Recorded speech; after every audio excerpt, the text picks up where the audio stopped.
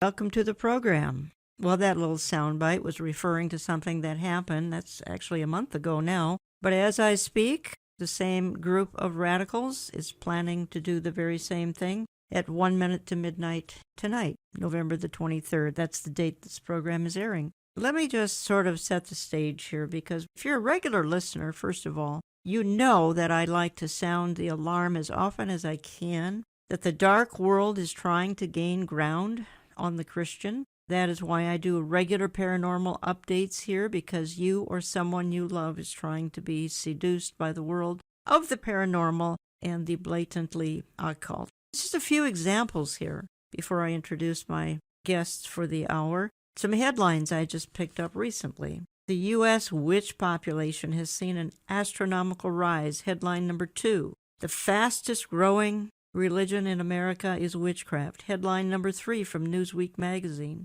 A number of witches rises dramatically across the U.S. as millennials reject Christianity. Headline number 4 from LifeSite News. Witchcraft rising as Christianity declines. Headline number 5 talks about the statue of Moloch outside of the Coliseum in Rome, and we'll spend a few extra minutes on that. Explain what it is and what it means, and what on earth is the statue of Moloch. If you're just going through a grocery store line, you're going to come across spellbinding books. You'll find one that's the official Harry Potter spell book.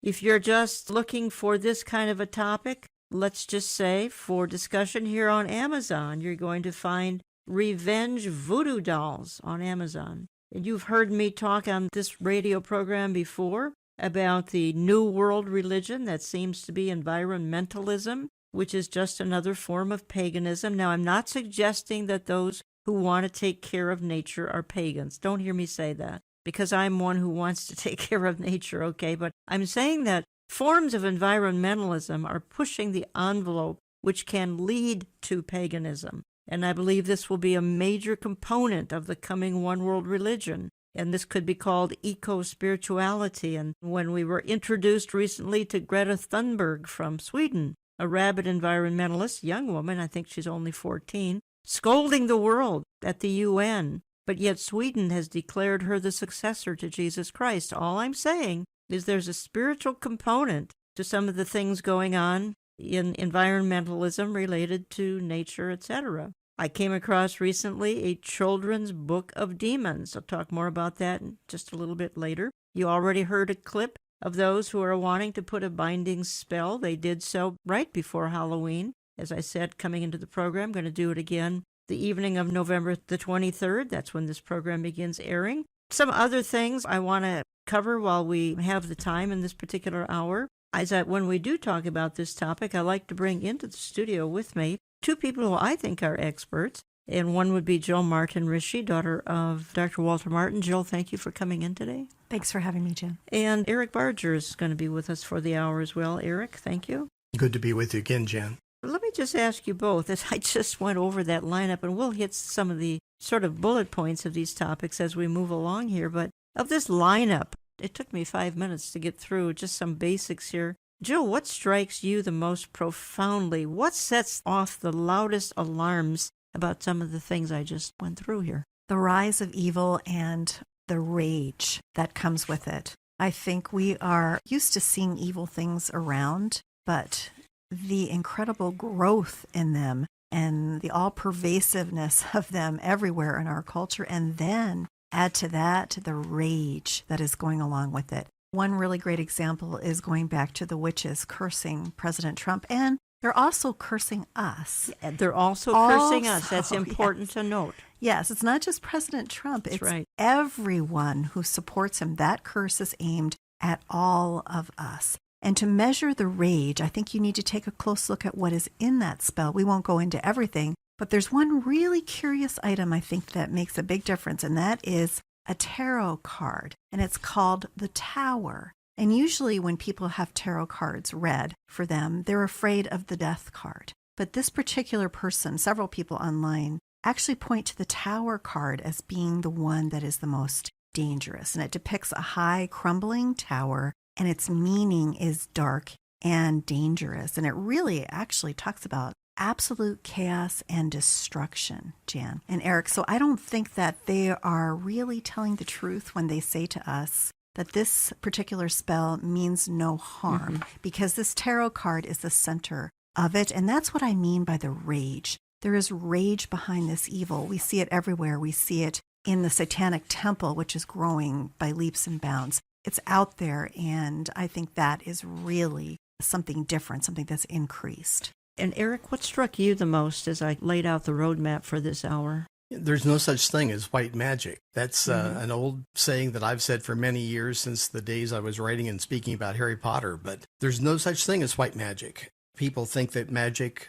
occult magic, that is some form of supernaturalism outside of God, Jehovah God, they think they can manipulate that and do it for good. But the origin is evil no matter what they say about it. And in this case, I think when they say it's only being done for good, it's kind of tongue-in-cheek as they look down their nose at people and say, we're going to tell them this, but we know better ourselves. I think a lot of the church, Jan, it's like Isaiah 30, which says that there are people who want to rebel against what the Lord says, and they say to the seers, and that would be to the good seers, don't tell us what we don't want to hear. Prophesy illusions. Tell us lies, in other words. I think a lot of people have been so conditioned to only hear what they want to hear in the context of Christianity that whenever we bring up things like we are today, people go, well, I don't want to hear about that. I want to hear something that's uplifting. Well, listen, we need everything that God's got to say, folks. And he's got a lot to say about these issues we're talking about. All right, but the other angle that I want to emphasize in this hour is that this is also entering the church. Let me play a clip, because the church is embracing some of the things that we're sounding the warning about this particular hour. The church is embracing the very things we're talking about. Well, which direction has Hollywood gone since the 80s and 90s? It seems that shows containing magic have continually increased, while Christianity portrayed in movies and shows have continually decreased, or worse, blatantly mocked and ridiculed. So is it really shocking that American millennials are rejecting Christianity while embracing the way of the witch? Not really. Life imitates art. So not only is the world being seduced by sorcery, but also the Christian church. There are major Christian ministries today who are selling what they call angel boards, and they are Ouija boards. So just a rebranded Ouija board. It's calling a Ouija it an angel board. And they call it an angel board where you can talk to your angels. Typically, New Age will say spirit guides, but the terminology doesn't matter. It's all the same thing. There are tarot cards. They won't call them tarot cards. They'll use a different names, but there are tarot cards that are being sold through major Christian industries right now. Those are just the extremes. It's creeping in more subtle ways that, as Steve said, it absolutely is infiltrating our churches, and it's stealing our children. That's our friends over at Skywatch TV. Jill, you ever think you'd see the day? No, I knew it was getting worse. And I know my father used to preach about this back in the 60s and 70s, how churches prefer soft lights, soft music, and even softer sermons. So there was a lack of fire there, and perhaps what Jesus is referring to by churches that are lukewarm. And unfortunately, without that, there is no desire to go to battle. And so now all of these things are being developed. People just seem so attracted to, drawn to the New Age type things, the tools of the occult that would help people communicate to a dimension that really is full of only a terrible evil that wishes to destroy them. Eric, go ahead. You know, this reminds me, I'm sure that Dr. Martin would say if he were alive, how is this going on? And I know the way he would preach about this, but it does remind me of the way that when Rome sent missionaries, especially we think of South America, Mexico, down through there, we know about what happened there. They would come in and they would preach their brand of Christianity, and then the natives, the pagans, would be told they can keep their religion too, as long as they have what Rome was teaching as well. So they mixed it together. And I think this is what we're doing today too. In evangelicalism and in Protestantism, we're deciding that we can somehow have all the trappings of the occult world, but if we Christianize it, we can smile and say it's okay. Somebody sent me a picture, and I referred to it in the intro here. You can find a spell book in your grocery store checkout line, the unofficial Harry Potter spell book as you're checking out of your groceries. How many programs have the three of us done? Either blatantly exposing Potter or at least emphasizing the fact that it's influencing children to be comfortable with the paranormal.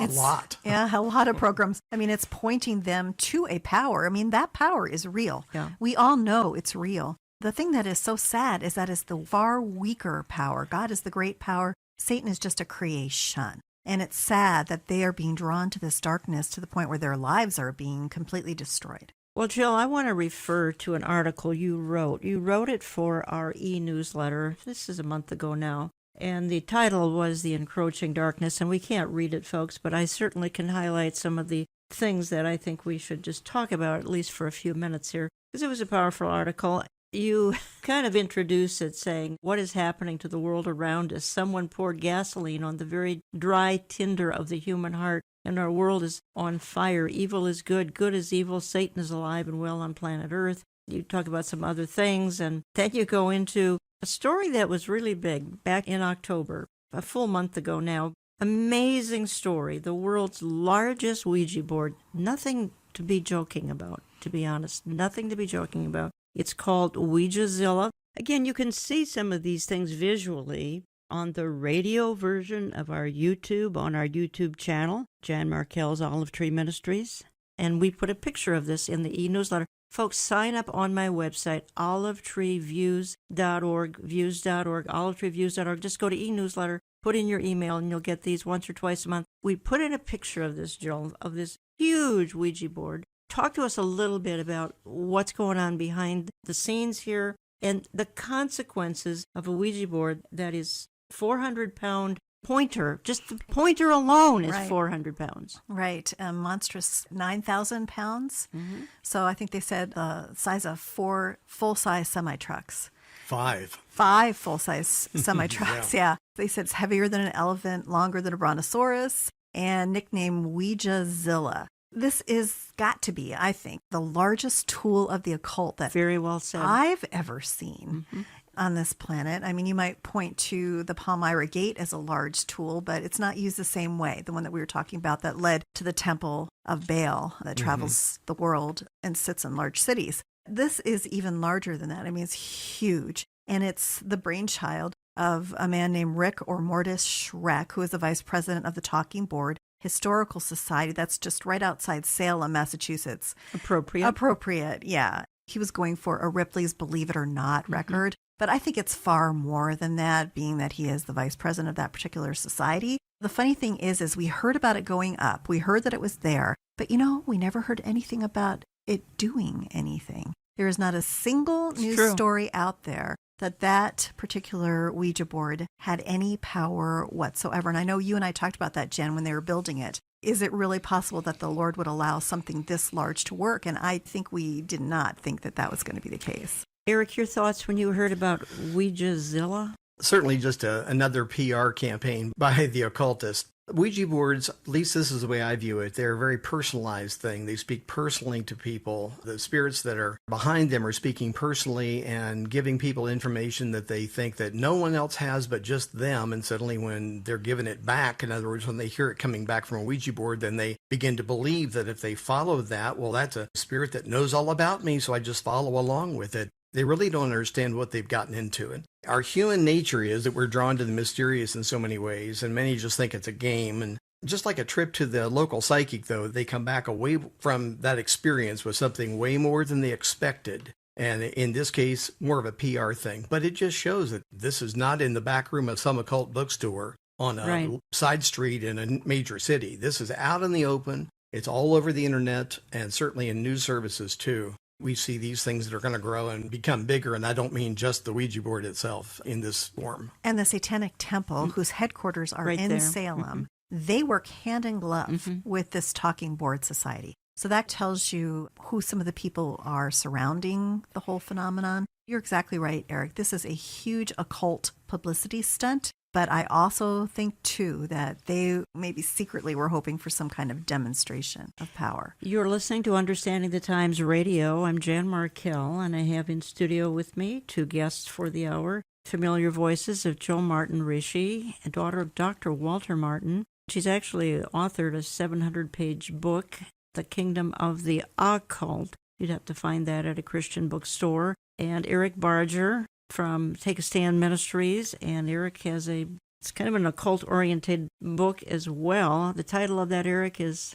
Entertaining Spirits Unaware, the End Time Occult Invasion. And by the way, the download version of that, we have dropped the price on it, so it's got great principles in it to help people really discern what's happening around them. Okay, and that's ericbarger.com. That's right. And Jill, you say this. I'm going back to your article. Again, this is about a month ago. We put out an e-newsletter once or twice a month, and Jill wrote this one. Actually, it was written near Halloween. She highlighted some crazy things going on in the world of the paranormal. And again, I do these updates, and I encourage the writing of these kinds of articles because of the rampant paranormal activity that's going on as we speak. You said this, Jill. As Christians, we see the enemy ramping up his strategy and breaking free of restraint, and this means that there are victories to be won. We are fighters, and it's time to check the armor and scope the battlefield. And I think that's a very important point because we have to push back. We have to be salt and light and try to delay this kind of decay. And it's occultic decay that's just skyrocketing right now.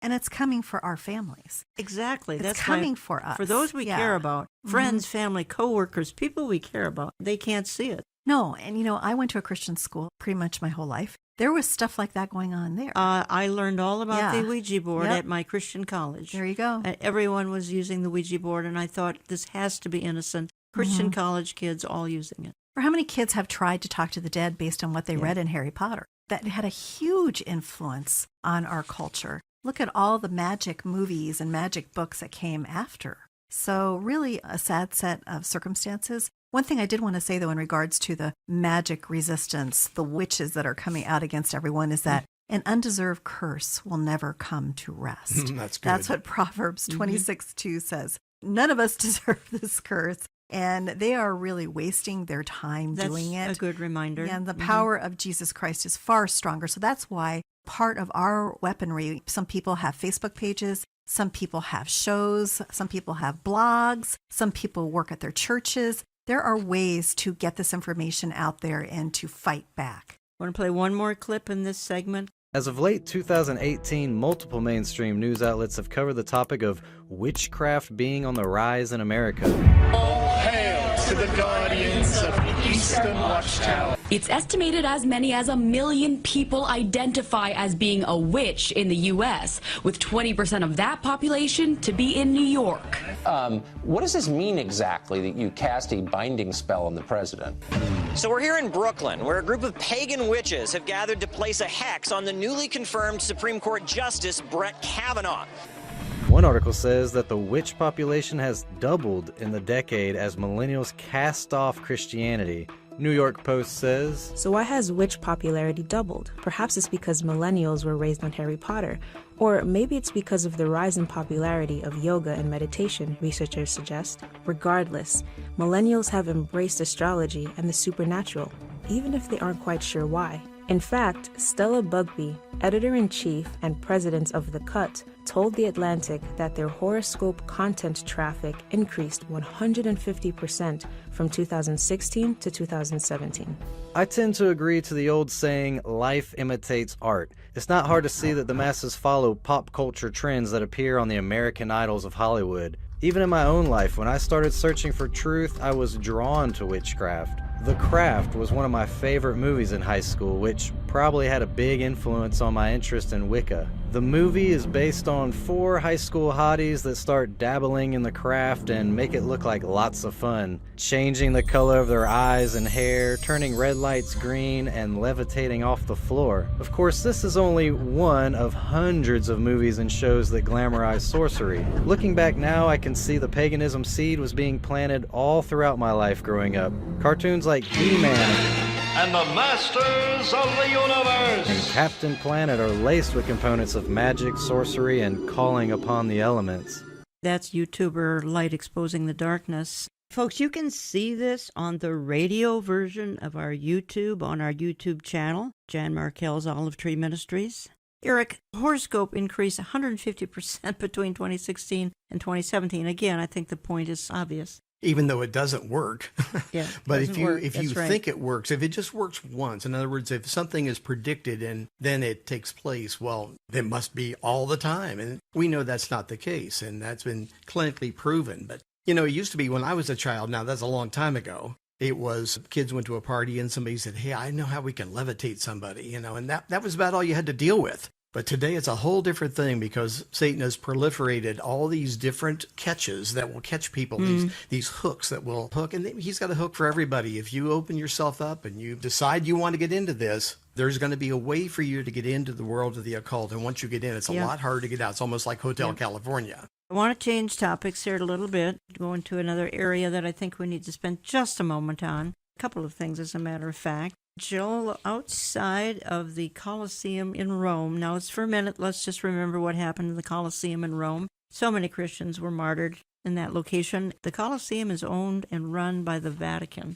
As we speak, and until next spring, sitting outside the entrance, not in a corner, not in a place where the lights are turned out, but as folks enter the Coliseum, is a giant statue of the demon god Moloch. And is welcoming visitors into this Coliseum where unspeakable things happen. Going to be there through, I believe, next Easter, next spring sometime. What Moloch did, or what the people did to honor this god Moloch, is so horrific, it's almost unspeakable, even on the radio. Why do you think the Vatican, Jill, would want any association with Moloch sitting into the entryway here of the Coliseum in Rome? I think all we need for that, to really understand that, is to go look at what Pope Francis said about Islam and Christianity. Okay. That basically it needs to be syncretistic. It needs to all be one belief. We have to tolerate each other, that the God of Islam is the God of Christianity.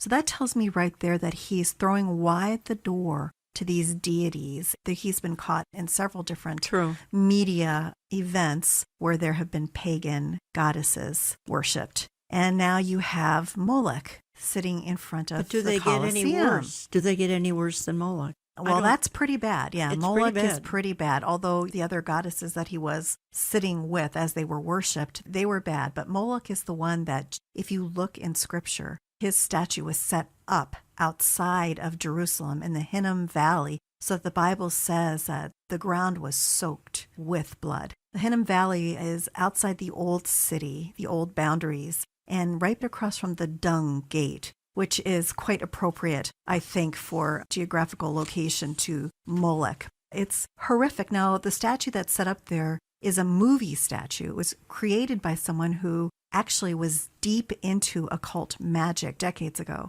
And that particular statue was used on the movie set, and now it's been transported outside of the Coliseum. Unbelievable to see it, and it's a pretty graphic image of Moloch. Something very bad is happening on the international world stage. The rise of power, the rise of Satan's power. It's out there and more blatant than ever before. Eric, your thoughts on this god Moloch, the statue Moloch outside of the Coliseum, and the Vatican connection? Jen, you asked Jill if it could get any worse. I'm not sure. And when you begin to compare one evil god to another, a statue, something that represents an evil god, to another, it's like, which one? It's pick your poison. It's awful. And the Vatican, by this being set up where it is, the Vatican is in complete control of that property. It's up to them to say yes or no to this kind of thing. They've said nothing. And that should tell us a lot, because this is like, there couldn't be anything more vile in the sight of God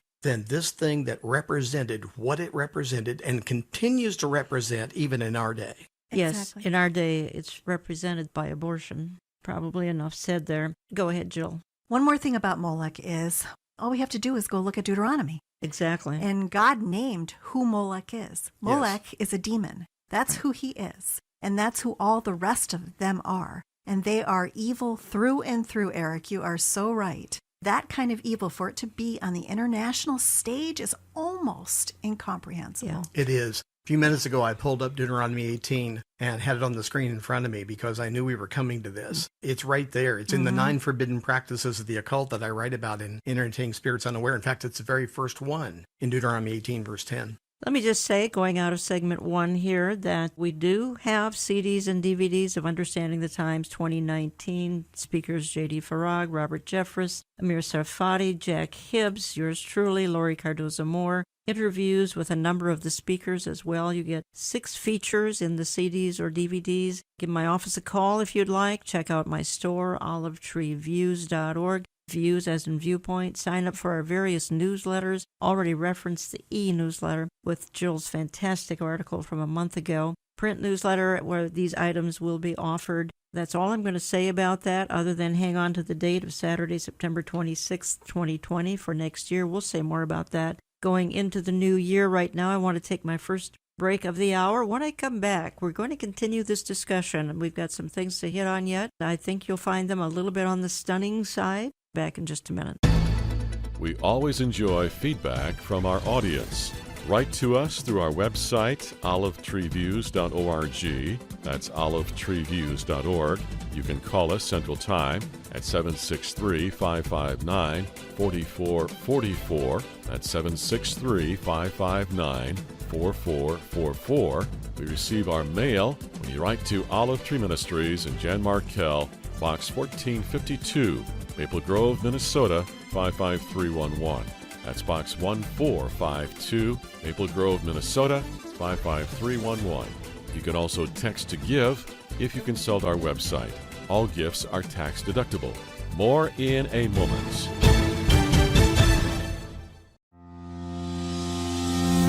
Welcome to Understanding the Times 2019. Joey, where are you from? I'm from Downingtown, Pennsylvania. I'm from Chicago, Illinois. We're from Still Bay in South Africa. Orlando, Florida. Alca, Nevada. The great state of Texas. I'm with Deb and Ginger, and they have made this a girls' day out. Yes, we have. We've been coming for about 20 years. Is this your first time here? It's my second time. How many conferences have you been to? 3. I think 4 or 5. No, this is our first trip here to Minneapolis, and strangely enough, we love the weather. The minute we leave, we're looking forward to next year. What struck you most? How relevant this conference is and how relatable it is to our everyday lives. I had no idea that so many pastors didn't believe in the rapture and that 98% of them ignore the prophecies in the Bible. I wasn't aware of any of these things a year ago. I think the thing that's impacted me the most is the speakers that are here today. It's just really exciting to see them in person. I listen to them all the time, so I feel like I know them. I would crawl through broken glass to make this conference. The rise of the supernatural without Jehovah God. I think this is all an end times thing. Yeah. I believe the rise we're seeing today is related directly to the days that we're in biblically, that we're in the end times. We see these things happening. It doesn't shock me that we see the world running after these things and the publicity that's going on with it. Since you lead busy lives and can't always be near a radio, we offer electronic listening under radio at our website, olivetreeviews.org. You can download the oneplace.com mobile app, and you can watch the program on our YouTube channel if you're visually oriented.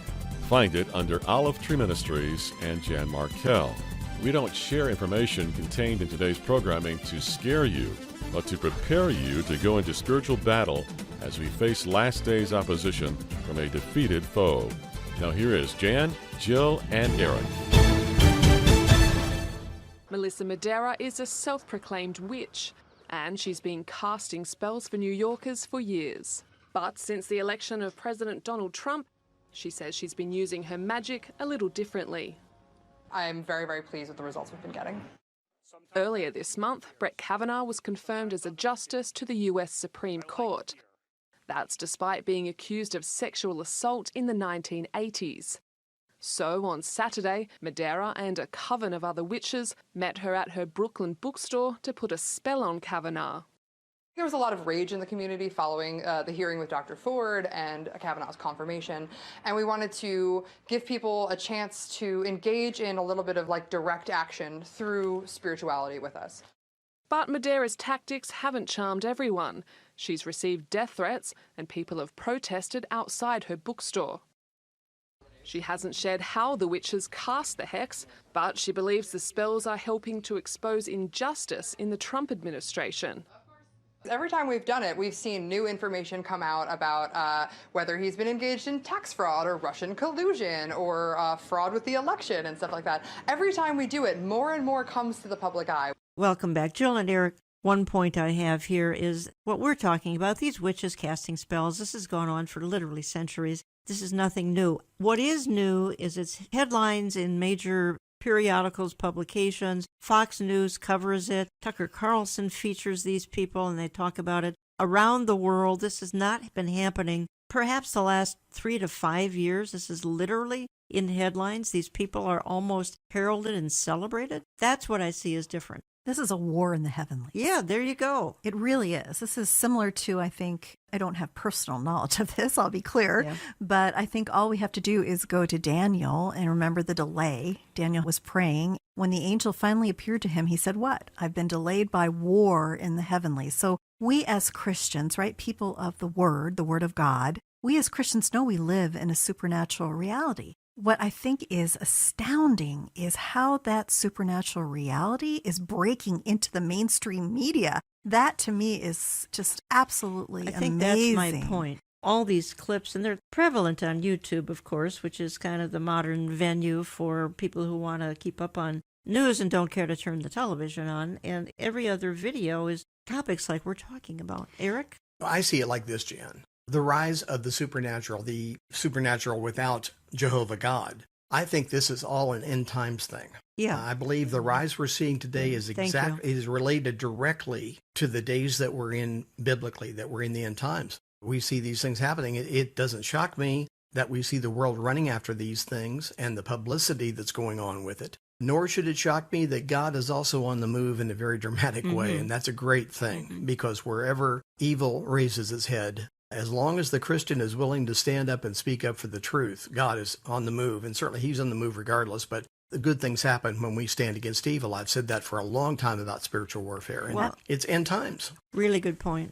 Jill? The thing that is amusing, and I look at this as the irony of God, if we listen to what that particular witch was saying, that she was so pleased with the results. And pleased with the results. Yes, and every time she cast a spell, they found out a new piece of information. The only problem is that all 3 pieces of information that she listed are not true. That's true, yeah. They're fake news. I just look at that as the irony of God, that he is the creator, the greatest power on earth, and Satan simply cannot ever compete. I'm going to Newsweek magazine now, and I introed the whole program giving some headlines. Newsweek, number of witches rises dramatically across U.S. as millennials reject Christianity. That matter, replace U.S. with Western world. Newsweek article says the number of witches and Americans practicing Wicca religious rituals increased dramatically since the 90s, with several recent studies indicated there may be at least 1.5 million witches across the country. Trinity College study conducted in 1990 estimated only about 8,000 Wiccans in the U.S., and that's 1990, but the increase has been led by a rejection of mainstream Christianity among young Americans, as well as the rise in what we're talking about here. With 1.5 million potential practicing witches across the U.S., witchcraft has more followers than the 1.4 million mainline members of the Presbyterian Church. And then someone speaks into the article saying, plus Wicca has effectively repackaged witchcraft for millennial consumption. No longer is witchcraft and paganism satanic and demonic. It's pre-Christian tradition that promotes free thought and understanding of earth and nature. Let me use that to morph into something that I want to talk a little bit about for a few minutes anyway. And let me address this first to Jill, and then, Eric, please, I want you to weigh in as well, because the New World religion, to me, appears to be environmentalism. Earth Day came along in, I think, 1972, interesting, on the same day as Lenin's birthday. So Earth Day came along in 1972, seemed rather harmless. Now it's become a new form of paganism. It's become almost eco-spirituality. Jill, talk to us for a few minutes about eco-spirituality. And then I want to refer to Greta Thunberg, who absolutely ignited the world back in late September at the UN. This whole incredible rise of eco-spirituality that we are seeing is rooted, of course, in New Age spirituality. And Jen, in the last days, it's a fulfillment of Romans 1:18 through 25. They exchange the truth of God for a lie and worshiped and served the creation rather than the Creator, who is forever blessed. That is what is at the heart of this. With the rise of Satan's power, the growth of New Age movement, now you see bursting out of that New Age spirituality or eco-spirituality. And that is where they consider all is one. They are wrapped up in monistic pantheism. All is one, all is God, nature is divine, and man is divine. Just as Satan once promised he would be in Eden, right? Genesis 3:5. So humans have a responsibility now to protect nature, or we will all face extinction. This is the fear factor. They have brought in the fear factor. And when you don't know the Lord and don't have trust in him and can't go to prophecy, can't go to revelation, you don't understand the truth of it. You are wrapped up in a lie. You are deceived. So you panic. And so we see this culture of fear, this terrible culture of panic out there. They're terrifying their children. Greta Thunberg from Sweden, who addressed the United Nations. Donald Trump kind of threw a curveball again at her. He's famous for these curveballs that he throws because at the UN he diverted attention from this young woman, 14-year-old, to Christian persecution, thankfully. But nonetheless, Thunberg, she was declared the successor to Jesus Christ by the Swedes. She's from Sweden.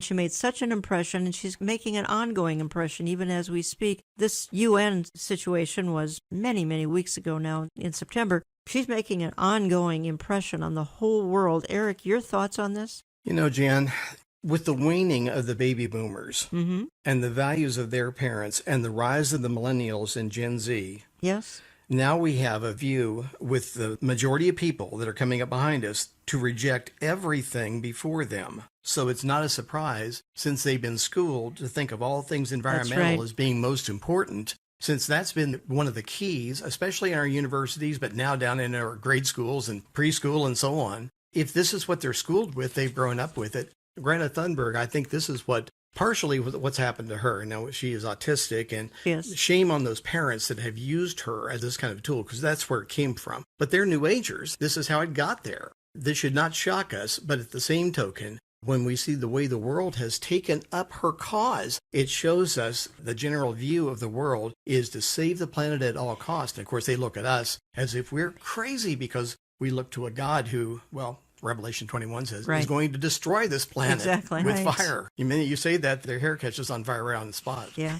I believe that this whole environmental movement, and again, not suggesting we shouldn't be environmentally sensitive to nature. Never would I ever suggest we shouldn't do that. But the extreme forms of it, I believe, are being used by the so-called New World Order to bring about the one world government, because they're going to declare we need some international crisis to make the world one. And I think it's going to be environmentalism. It's going to be the extreme forms of paganism and environmentalism to bring about the one world system. And that's where I think this eco-spirituality is going to play into. It's playing into it right now. Keep your eyes on this, folks. Don't laugh at it. Don't just brush it off as something silly. It's got a sinister agenda. I'm absolutely convinced it has a sinister agenda. You know, Jan, care for the planet has now turned into worship of the planet. Well said. And it's drawn, this is really not commonly known, but this eco-love is drawn from the pages of the Hindu Vedas, the scriptures of the Hindus. It's all wrapped up in the whole karma thing, too.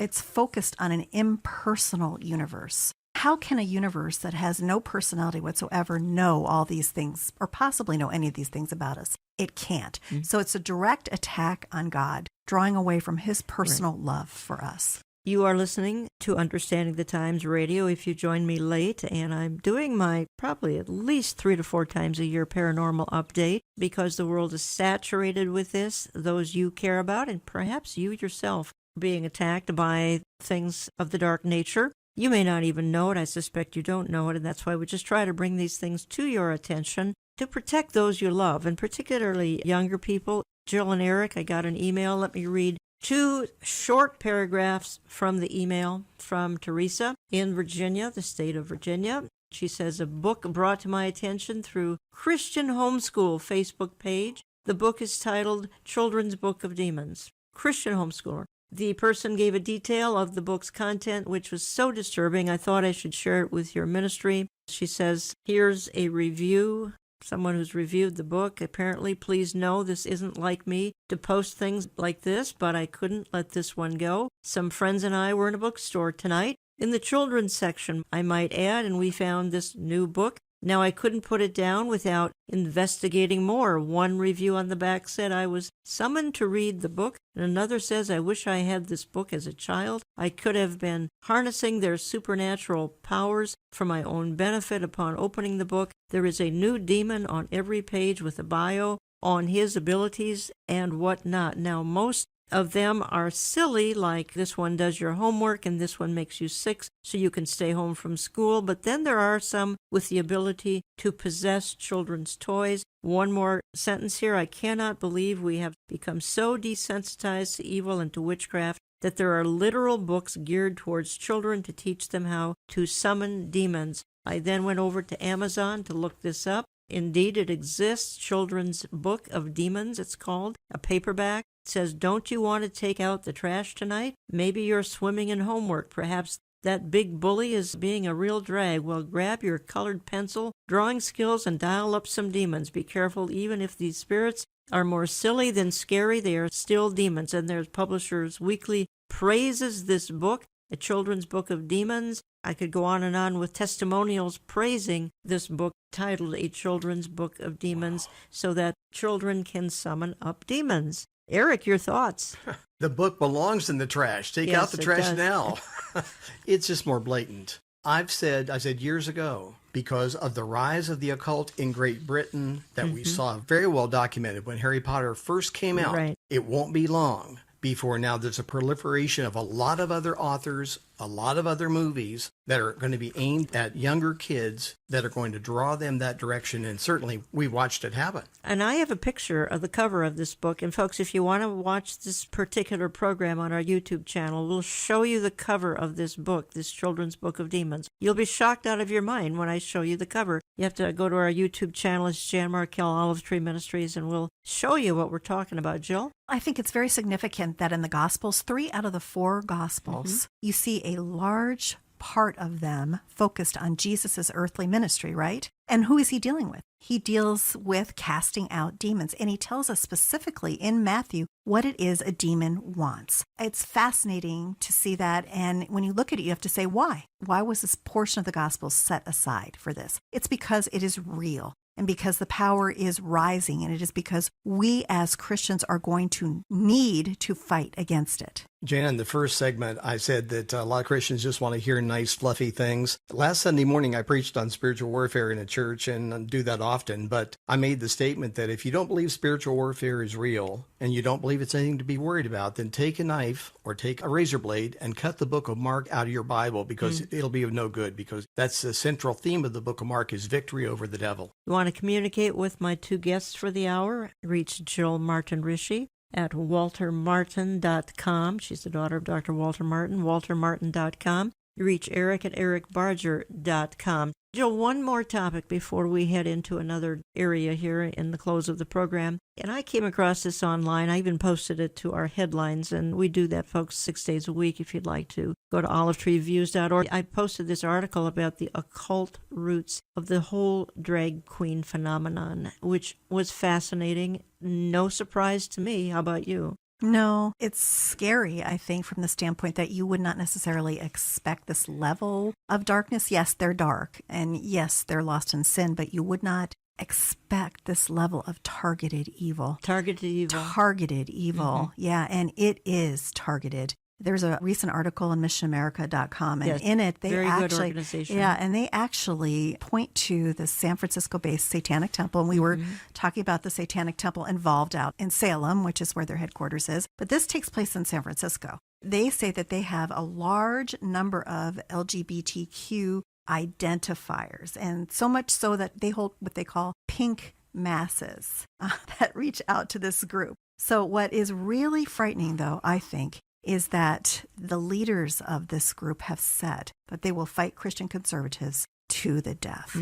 So there is a root of Satanism here showing itself in the drag queen community. And as I said, it's detailed in this article and quite fascinating and quite alarming. You can Google that, folks. The occult roots of the drag queen whole experience. Fascinating story. My thanks to Linda over at Mission America for exposing that. Jill and Eric, I just want to morph a little bit while we still have time, because a fascinating book that your dad wrote back in the 1960s, you have updated. And I think the original book came out in the mid-1960s, The Kingdom of the Cults by Dr. Walter Martin, which you have now updated considerably. But I think a fascinating angle to all of this is that back in the 60s, he couldn't even find a publisher. Now it's a classic, and not only that, it's an 800-page classic, which many, many people have in their library. Why couldn't he find a publisher back some 50 years ago? Right back then is where we started to see the rise of evil, the rise of the occult. And you saw it in a lot of atheism and agnosticism that came out. You would think in that climate that there would be more publishers open to it. But as we have all experienced, sometimes with publishers, they look at it as kind of a hot potato.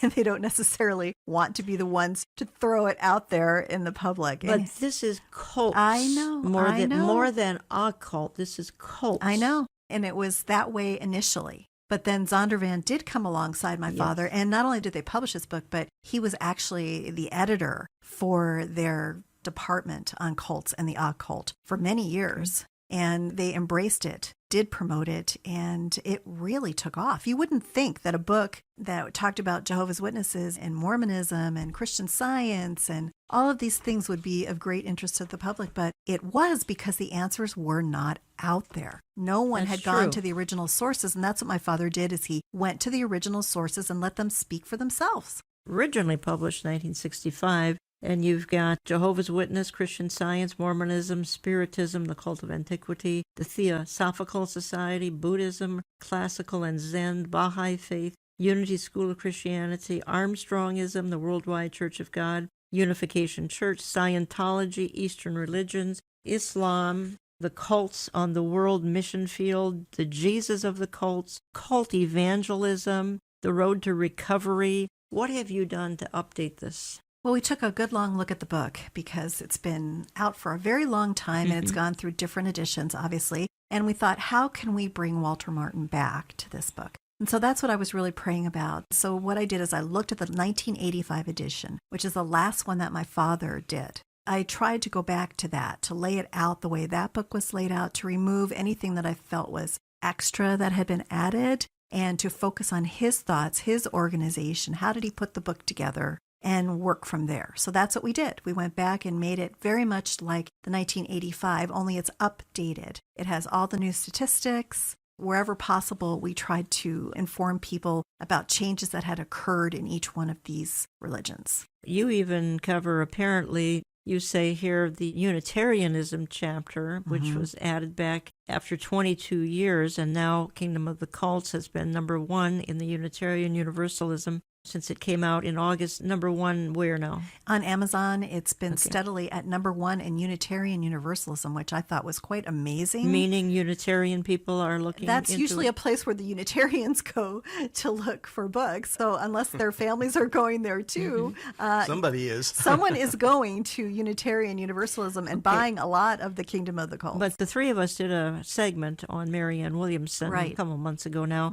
This ties into the theology in Marianne Williamson's Course in Miracles. Exactly. Unitarianism is really, if you want to take New Age theology, New Age spirituality, and give it a formal name, then you have Unitarianism, because it basically is the fatherhood of God and the brotherhood of man, only God is not who the Bible says that he is. They redefine every single term. They embrace this whole universe that has absolutely no love, no emotion. How can a non-personal universe know anything about us? And yet they say that it does. And then once again, they embrace things like karma. They bring all these things in. It's really something that's stuck around for a very long time, as Marianne Williamson's Course in Miracles shows us. This is, again, folks, an 800-page book. It's the classic, The Kingdom of the Cults, updated here in the last year by one of my guests, Jill Martin Rishi, again, the daughter of Dr. Walter Martin. Eric, go ahead. I remember Dr. Martin made the statement, it was the fatherhood of God and the neighborhood of Washington Heights. Right. Right. His ministry struck me so much, and really I'm in the ministry I'm in today because of the inspiration I received from him in the early days of my Christian walk. I bought Kingdom of the Cults about 1982, and I remember for years carrying my Bible and the Kingdom of the Cults in my suitcase. That's great. It meant so much to me. I've got it marked up from one side to the other. I can't wait to get the new version, by the way, Jill. And everybody should have one because it has the updates and you brought things back. And I love what you're doing with this. Yeah. It was the most important book in my life besides the Bible. And Dr. Martin's ministry, the most important ministry to me. Anything that reflects him in a deeper way, I think the church desperately needs today. So I really want to just put my testimony on it, that Thank you, Eric. what it meant to me Yes. and what I know this book will mean to others too. Thank you, Eric. That does mean a lot. I am just always amazed at what God will do if you're willing to let him use you. And that's what my father was. He was willing to let God use him in whatever way he chose to use him, even though it meant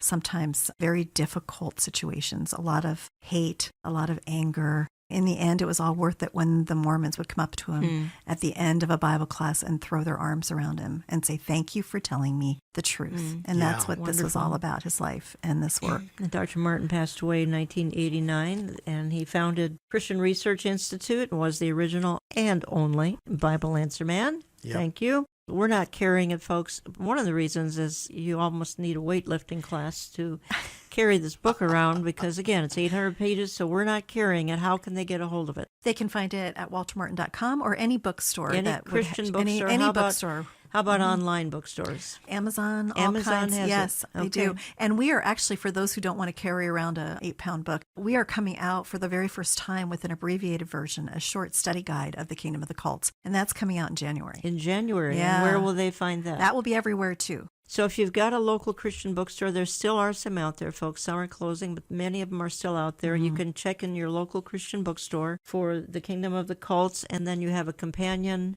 The Kingdom of the Cult study guide Study is coming guide out. Yeah, in January. Right, that's coming out. The study guide's actually coming out to go along with the handbook. The handbook is the abbreviated version. So you will be able to use the handbook and the study guide for teaching small groups or for teaching college classrooms. It just depends on what format you prefer. If you have questions, folks, write Jill at waltermartin.com, waltermartin.com. Don't write here, folks. Just write to waltermartin.com to have all this. Eric, why don't you wrap up this hour and take your time? You got a couple minutes. Well, we've talked about some kind of heavy things. I get that. But there are great victory stories that I want to direct people to. One is in Acts chapter 13. But Acts 16, probably the one that most of the Christians listening have heard. I hope all of them. But Paul and Barnabas, as they were preaching at Philippi, they baptized Lydia and her household, and immediately Satan sent a demon-possessed girl. And this girl was speaking the truth. She was saying something that was correct, but Paul knew it wasn't in the right spirit, and she did it day after day after day. And finally, he turned around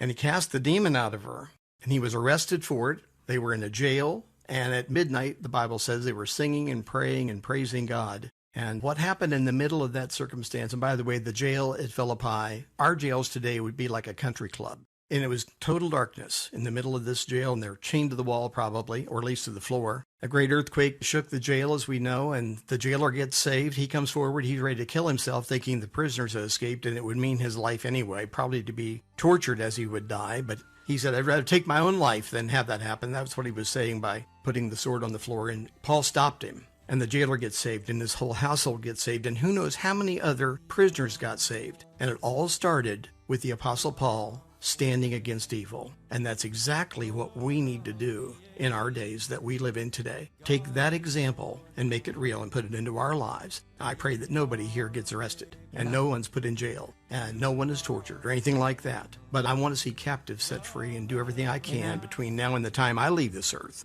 And I hope that everyone listening feels the same way. Let me just go out of the program saying that the world of both adults and children, as we've talked about for almost an hour, are being programmed to accept Satan's occultism while rejecting God and the Bible. But one day, Satan will be permitted to bring to worldwide power an occultist, the Antichrist. And in the kingdom of the Antichrist,